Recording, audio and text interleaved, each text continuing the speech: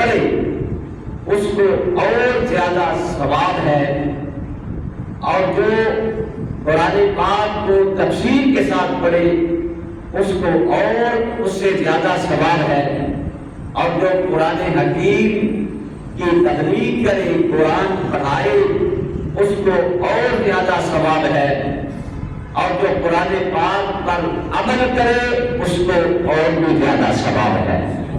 تو قرآن حکیم یہ وہ کتاب مقدس ہے کہ جس کو پکڑنا بھی ثواب، جس کو دیکھنا بھی ثواب، جس کو چومنا بھی ثواب، اور جس کو پڑھنا بھی ثواب، جس پر عمل کرنا بھی ثواب۔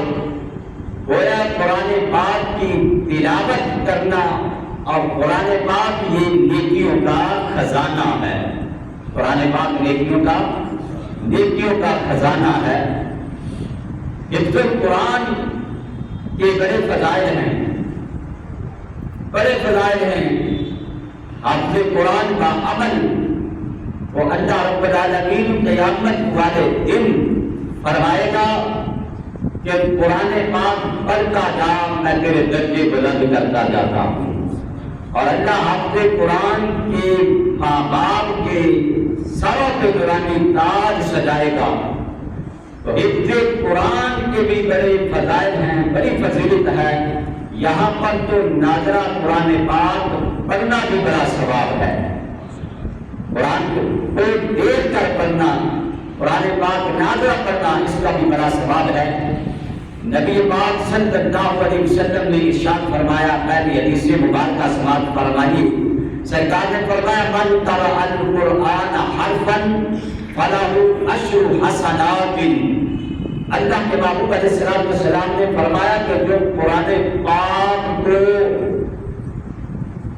کہ ایک حرف پہ پڑھتا ہے فلہ عشر حسنات، اللہ رب العالمین اس کو ایک حرف پر 10 نیکیاں عطا فرماتا ہے۔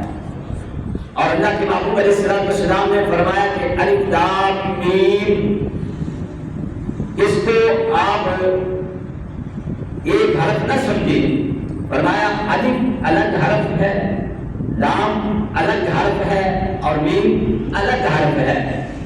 تو آپ الف پڑھیں گے تو 10 نیکیاں ملیں گی، لام پڑھیں گے تو 10 نیکیاں ملیں گی، اور میم پڑھیں گے تو 30 نیکیاں ملیں گی، یعنی پورے 3 حرف اور 30 نیکیاں آپ کے کھاتے میں۔ فرمایا الف لام میم پڑھنے سے ہر حرف کے بدلے اللہ 10 نیکیاں عطا فرماتا ہے۔ فرمایا یہ 3 حرف ہیں اور 30 نیکیاں بندے کے کھاتے میں جا رہی ہیں الف لام میم صرف پڑھنے سے۔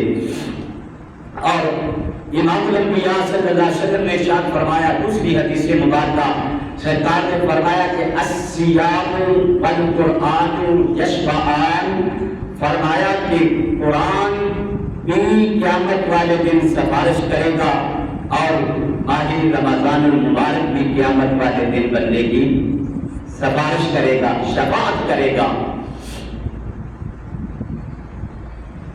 اور کعبہ بھی بندے کی شفاعت کرے گا، سفارش کرے گا۔ جس نے کعبہ اللہ کی زیارت کی، کعبہ اللہ بھی اس کی سفارش کرے گا۔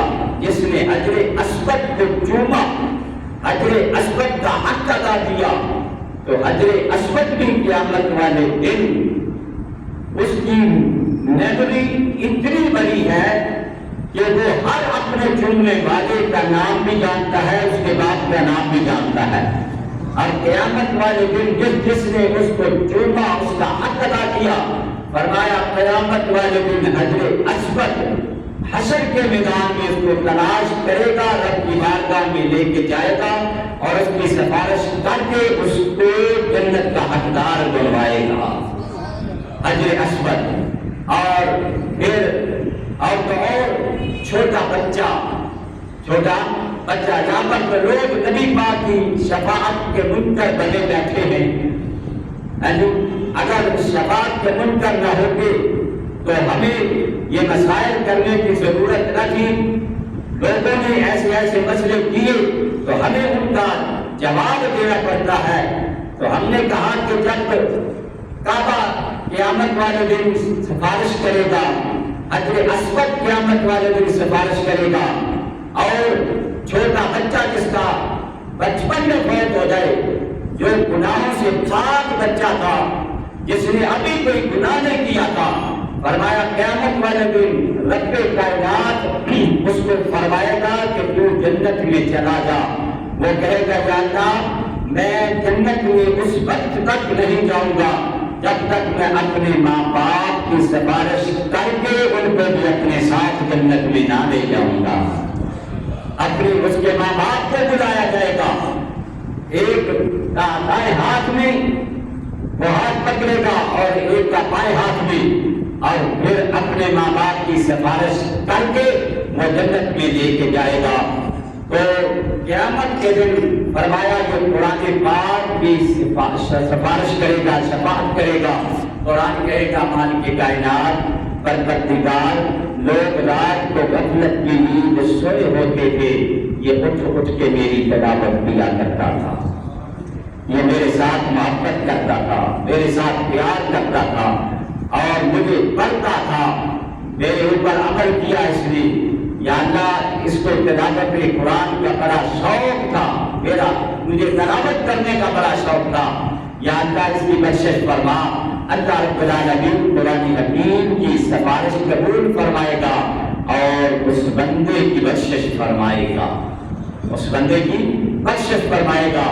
اور فرمایا ماہ رمضان المبارک بھی قیامت والے دن شفاعت کرے گا، اور ماہ رمضان المبارک اللہ کی بارگاہ میں آئے گا اور کہے گا یا اللہ اس بندے نے سارا دن تیری رضا کی خاطر کھانا چھوڑا، پینا چھوڑا، فحش کلام چھوڑا، لڑائی جھگڑا چھوڑا، یا اللہ خواہشات نفسانی سے رکا رہا، یا اللہ میں اس کی شفاعت کرتا ہوں، سفارش کرتا ہوں، یا اللہ اس بندے کو جنت عطا فرما دے۔ اللہ ماہ رمضان المبارک کی بھی سفارش قبول فرمائے گا، اور اس بندے کو جس کی شفاعت اور جس کی سفارش رمضان المبارک کا ماہ مقدس کرے گا، اللہ اس کو بھی جنت عطا فرمائے گا۔ حضرات گرامی، تو یہ ساری چیزیں تو ہمیں ملی ہی مصطفیٰ کے صدقے سے ہیں، ان کی شفاعت میں پھر کون شک کر سکتا ہے؟ وہ بیوقوف ہے جو کہتے ہیں